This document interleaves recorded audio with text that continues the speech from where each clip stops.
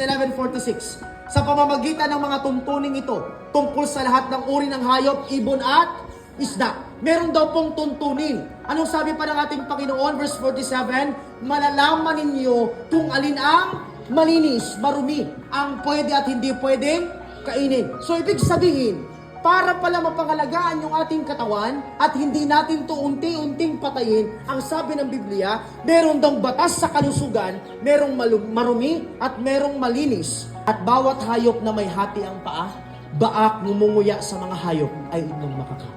So ito ang itsura niyan, baak. Ganyan. Pag ngumunguya, ganyan naman. Ganito yung pwede natin kainin. Kapag yung hayop ay baak ang paa pero hindi ngumunguya, bawal yun. Kapag ang hayop naman ngumunguya, hindi baak ang paa, bawal din yun. Dapat magkasama ang dalawang yan, parang kuryente, positive at negative.